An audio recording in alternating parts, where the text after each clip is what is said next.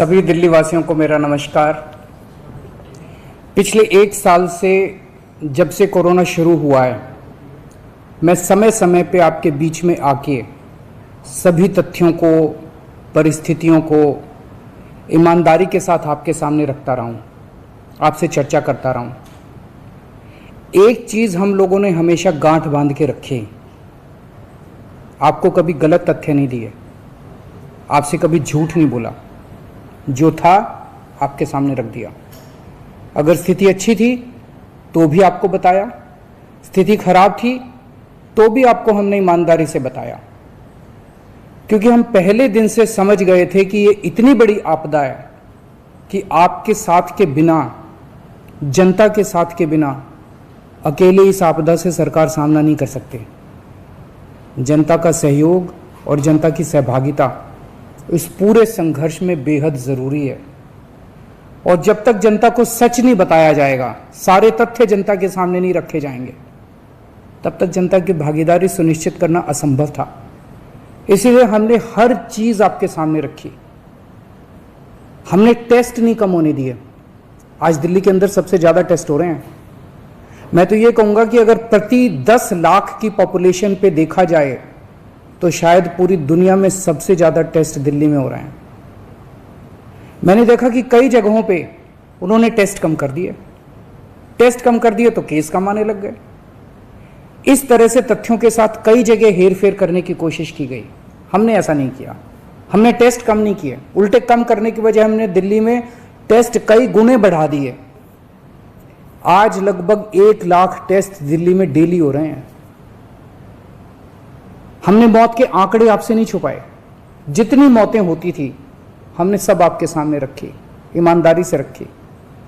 अगर ज्यादा हो रही थी तो ज्यादा बताई, कम हो रही थी तो कम बताई। कितने बेड्स हैं, कितने आईसीयू बेड्स हैं, क्या परिस्थितियां हैं, हर चीज आपके सामने ईमानदारी के साथ रखी।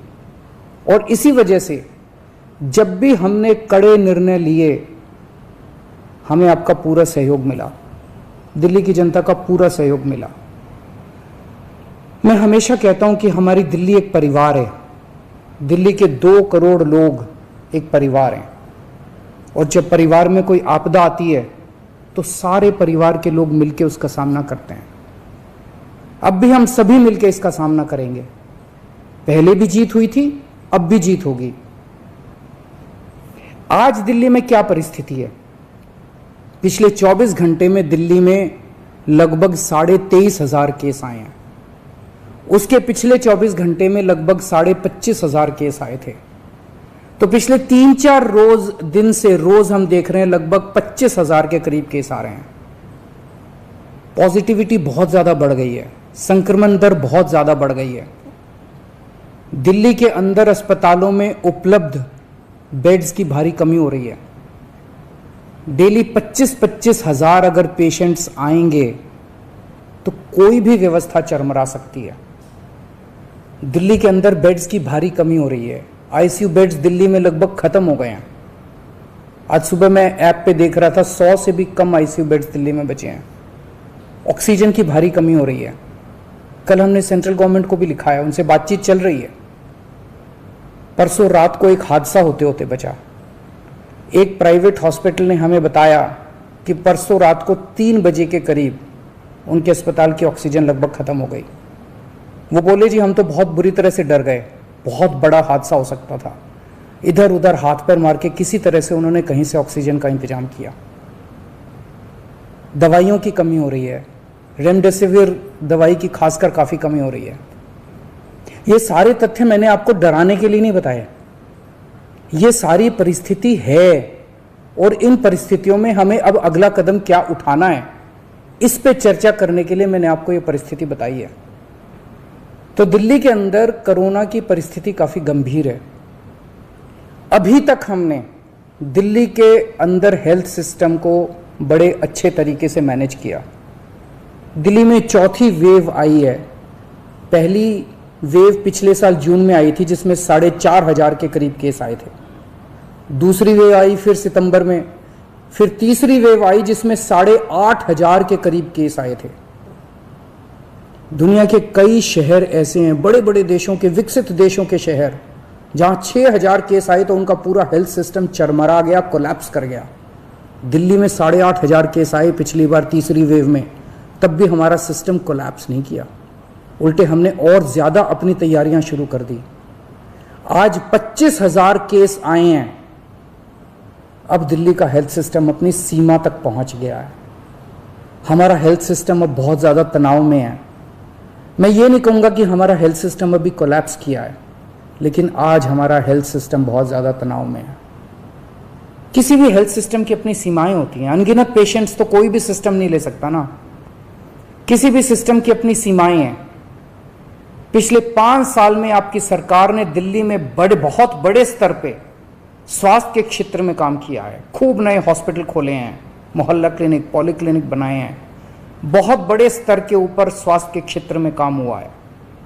यही कारण है कि आज 25,000 केस के ऊपर भी दिल्ली का सिस्टम चल रहा है। लेकिन अब इसके बाद अगर तुरंत कुछ कठोर कदम नहीं उठाए गए तो यह सिस्टम कोलैप्स कर सकता है। और अगर हेल्थ सिस्टम कोलैप्स कर गया तो मुझे डर है कहीं बहुत बड़ी त्रासदी ना हो जाए। जैसे मैंने बताया कि कल एक अस्पताल में ऑक्सीजन बिल्कुल खत्म हो गई थी और बहुत बड़ी त्रासदी होते होते बची। मैंने वीडियोस देखे हैं, तस्वीरें देखी हैं, आपने भी देखी होंगी सोशल मीडिया पे। दुनिया के कई शहर ऐसे हैं जहां कॉरिडोर में पेशेंट्स पड़े हुए हैं, सड़कों के ऊपर लोग दम तोड़ रहे हैं। अभी तक हमने दिल्ली को उस किस्म की त्रासदी से बचाया है, वैसा नहीं होने दिया। आज सुबह 11 बजे मेरी और एलजी साहब की मीटिंग हुई और इन सारे पहलुओं के ऊपर, सारी परिस्थिति के ऊपर काफी विस्तार से बातचीत हुई। और उस बातचीत के बाद हमें ये लगा कि दिल्ली का हेल्थ सिस्टम बड़ी मात्रा में और अधिक पेशेंट्स अब लेने में असमर्थ है। अगर हमने अभी लॉकडाउन नहीं लगाया तो कहीं ऐसा ना हो कि बड़ी त्रासदी हो जाए। हम किसी भी हालत में दिल्ली को उस परिस्थिति में नहीं ले जाना चाहते जहां कॉरिडोर के अंदर पेशेंट्स पड़े हैं, सड़कों पे लोग दम तोड़ रहे हैं। आज सभी परिस्थितियों का जायजा लेने के बाद आपकी सरकार को यह लगता है कि दिल्ली में कुछ दिन के लिए लॉकडाउन लगाना जरूरी है, तो आज रात को 10 बजे से अगले सोमवार को सुबह 5 बजे तक 6 दिन के लिए दिल्ली में लॉकडाउन लगाया जा रहा है। इस दौरान जाहिर है कि जो एसेंशियल सर्विसेज हैं वो जारी रहेंगी, खाने पीने की, मेडिकल व्यवस्थाओं की वो जारी रहेंगी।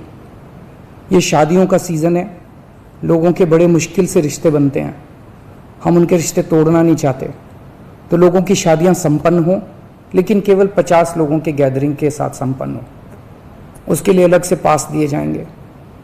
इसके बारे में अभी थोड़ी देर में डिटेल्ड ऑर्डर जारी हो जाएगा कि कौन कौन सी चीज़ें जारी रहेंगी और कौन सी चीज़ों पर पाबंदी रहेगी। मैंने और एलजी साहब के हम दोनों ने निर्णय तब लिया है जब हमारे पास कोई उपाय नहीं बचा था। हमारे लिए निर्णय लेना आसान नहीं था, क्योंकि मैं समझ सकता हूं कि लॉकडाउन के दौरान किस तरह से लोगों के रोजगार खत्म हो जाते हैं, लोगों की कमाई खत्म हो जाती है, और खासकर सबसे गरीब तबके के लिए तो ये बेहद मुश्किल होता है। जो दिहाड़ी करके रोज कमाते हैं उनके लिए तो बेहद मुश्किल हो जाता है। पिछली बार जब देश में लॉकडाउन लगा था, हमने देखा कि किस तरह बड़ी संख्या में प्रवासी मजदूर अपने गांव जाने लगे थे। उनसे मैं खास तौर से हाथ जोड़ के अपील करना चाहता हूं, ये छोटा सा लॉकडाउन है, 6 दिन का, दिल्ली छोड़ के मत जाइएगा। आपके आने जाने में इतना समय खराब हो जाएगा, इतना पैसा खराब हो जाएगा, इतनी ऊर्जा खराब होती है। दिल्ली में रहिए। मुझे उम्मीद है कि ये छोटा लॉकडाउन है और छोटा ही रहेगा।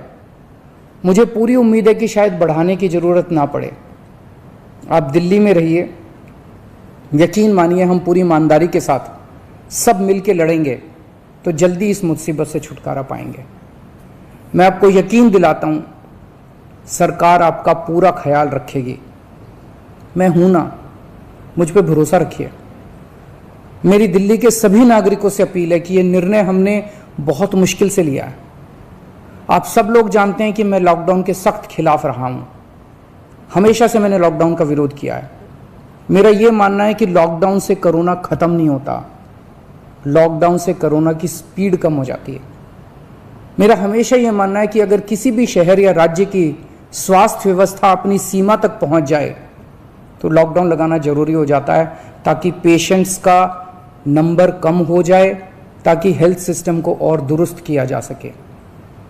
ये जो 6 दिन का लॉकडाउन हम लगा रहे हैं, ये जो 6 दिन हम ले रहे हैं आपसे, इन 6 दिनों के अंदर हम बहुत बड़े स्तर के ऊपर और दिल्ली में बेड्स की व्यवस्था करेंगे। केंद्र से हम मदद मांग रहे हैं, उनसे लगातार संपर्क में हैं। केंद्र सरकार हमारी मदद भी कर रही है, उसके लिए हम केंद्र सरकार के शुक्रगुजार हैं। उनसे ऑक्सीजन की व्यवस्था करेंगे, दवाइयों की व्यवस्था करेंगे।